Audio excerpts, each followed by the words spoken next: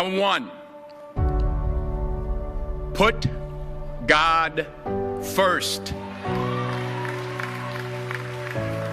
Put God first in everything you do. Everything that you think you see in me, everything that I've accomplished, everything that you think I have, and I have a few things, everything that I have is by the grace of God. Understand that. It's a gift. 40 years ago, March 27th, 1975, it was 40 years ago, just this past March, I was flunking out of college. I had a 1.7 grade point average. I hope none of you can relate. I had a 1.7 grade point average. I was sitting in my mother's beauty shop. They still call it beauty shops now? What they call it now? Yeah, I was sitting in the beauty parlor. I was sitting in my mother's beauty parlor, and I'm looking in the mirror, and I see behind me this woman under the dryer. And every time she looked up, every time I looked up, she was looking at me, just looking me in the eye. And I didn't know who she was, and I said, she said, somebody give me a pen, give me a pencil, I have a prophecy. March 27, 1975, she said, boy, you are going to travel the world and speak to millions of people. Now, mind you, I was flunked out of college. I'm thinking about joining the army. I didn't know what I was going to do, and she's telling me I'm going to travel the world and speak to millions of people. Well, I have traveled the world, and I have spoke to millions of people.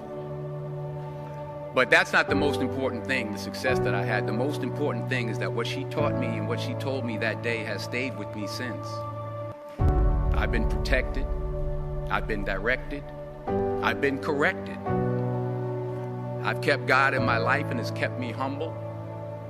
I didn't always stick with him, but he always stuck with me. So stick with him in everything you do.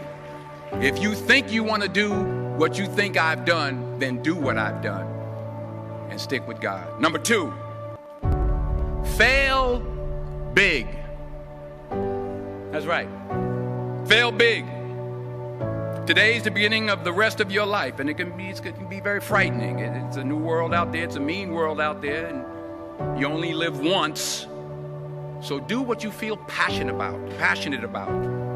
Take chances professionally. Don't be afraid to fail. There's an old IQ test, was 9 dots, and you had to draw 5 lines with a pencil within these 9 dots without lifting the pencil. The only way to do it was to go outside the box. So don't be afraid to go outside the box.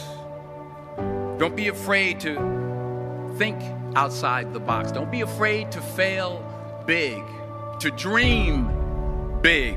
But remember, dreams without goals are just dreams, and they ultimately fuel disappointment. So have dreams, but have goals. Life goals, yearly goals, monthly goals, daily goals. I try to give myself a goal every day. Sometimes it's just to not curse somebody out. Simple goals, but have goals. And understand that to achieve these goals, you must apply discipline and consistency. In order to achieve your goals, you must apply discipline, which you've already done, and consistency every day, not just on Tuesday and miss a few days. You have to work at it every day. You have to plan every day. You've heard the saying, we don't plan to fail, we fail to plan. Hard work works. Working really hard is what successful people do. And in this text, tweet, twerk world that you've grown up in, remember, just because you're doing a lot more doesn't mean you're getting a lot more done. Remember that. Just because you're doing a lot more doesn't mean you're getting a lot more done. Don't confuse movement with progress. My mother told me, she said, yeah, because you can run in place all the time and never get anywhere. So continue to strive, continue to have goals, continue to progress. Number 3, you'll never see a U-Haul behind a hearse. I'll say it again. You'll never see a U-Haul behind a hearse. I don't care how much money you make, you can't take it with you. And it's not how much you have. It's what you do with what you have. We all have different talents. Some of you will be doctors, some lawyers, some scientists, some educators, some nurses, some teachers. Yeah, okay. Some preachers. The most selfish thing you can do in this world is help someone else. Why is it selfish? Because the gratification, the goodness that comes to you, the good feeling that I get from helping others, nothing's better than that. Not jewelry, not big house I have, not the cars, but it's the joy. That's where the joy is, in helping others. That's where the success is.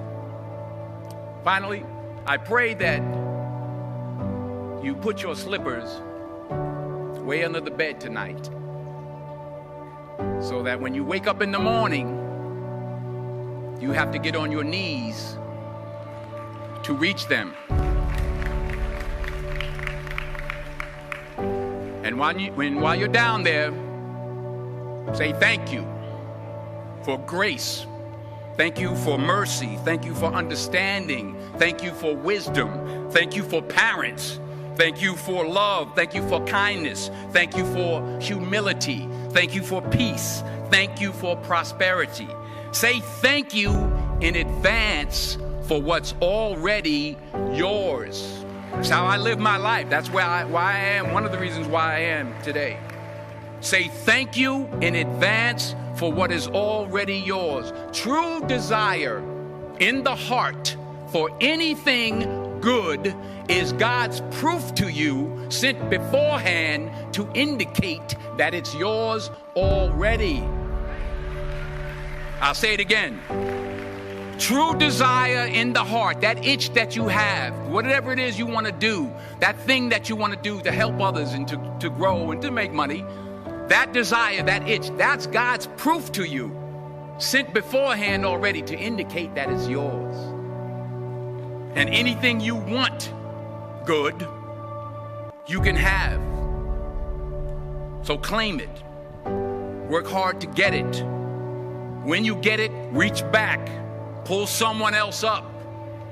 Each one, teach one. Don't just aspire to make a living. Aspire to make a difference.